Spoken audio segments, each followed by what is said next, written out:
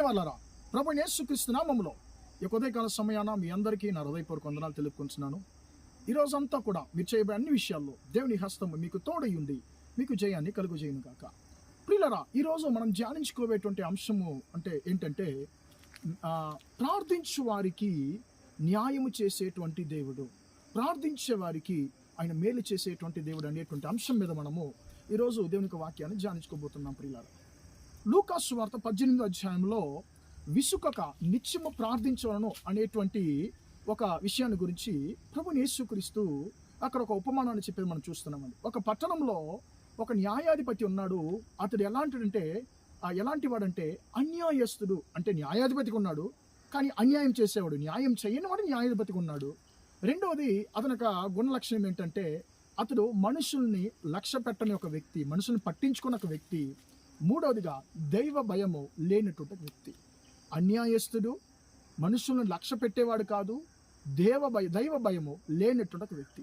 అలాంటి వ్యక్తి ఒక పట్టణంలో న్యాయాధిపతిగా అతడు నియమించబడుతున్నాడండి.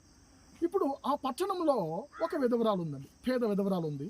ఆమె ఆయన దగ్గర వెళ్ళి ప్రతిసారి ఏం చేస్తుందంటే ఆయన దగ్గర అడుగుతుంది, అయ్యా నాకు నా ప్రతివాదికి మీరు న్యాయం చేయాలి, తీర్పు తీర్చాలి అని చెప్పి ఆమె గోజారుతూనే ఉందండి. చాలా రోజులు అతనికి మనస్సు రాలేదండి.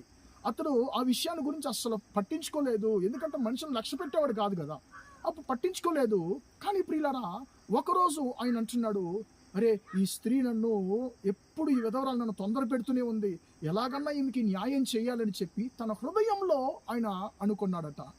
ప్రియులారా, అప్పుడు యేసుక్రీస్తు అంటున్నాడు, అన్యాయస్తుడైనటువంటి ఒక వ్యక్తి, న్యాయమే చేయని ఒక వ్యక్తి న్యాయం చేయగలడంటే, ఆ విధవరాల మీద పశ్చాత్తాపడి న్యాయం చేయగలడంటే, నీతిగల న్యాయాధిపతినైనటువంటి నేను నీకు న్యాయం చేయలేనా అని చెప్పి దేవుడు నీతో మాట్లాడుతున్నాడు. దేవుని బిడ్డ, ఒకవేళ నీ మీద నింద మోపబడి ఉండవచ్చు, నువ్వు ఏ నేరం చేయకపోయి ఉండవచ్చు, నీ యొక్క న్యాయము ఆ మనుషులు ముందుగా అది ఏ మాత్రం కూడా అది పనికి రాకపోయి ఉండొచ్చండి.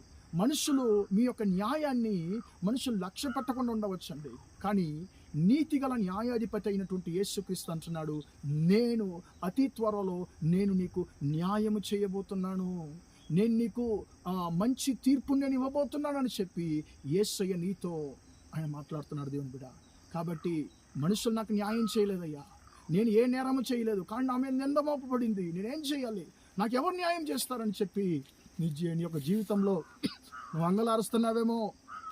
యేసయ్య నీతిగల న్యాయాధిపతి, ఆయన నీకు న్యాయం చేస్తానని చెప్పి ఆయన నీకు ఈ యొక్క ఉదయకాల సమయాన సెలవిస్తున్నాడు. కాబట్టి నీతిగల న్యాయాధిపతి యేసయ్యకు మన యొక్క సమస్యలేంటో ఆయన దగ్గర మనము చెప్పుకుందామా? ప్రార్థన చేద్దాం.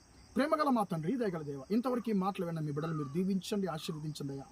తండ్రి స్తోత్రం. న్యాయస్తుడే తండ్రి న్యాయం చేయగలడంటే మా దేవుడైనటువంటి నువ్వు తండ్రి నీతిగల న్యాయాధిపతి, తండ్రి న్యాయం చేసేటువంటి దేవుడు.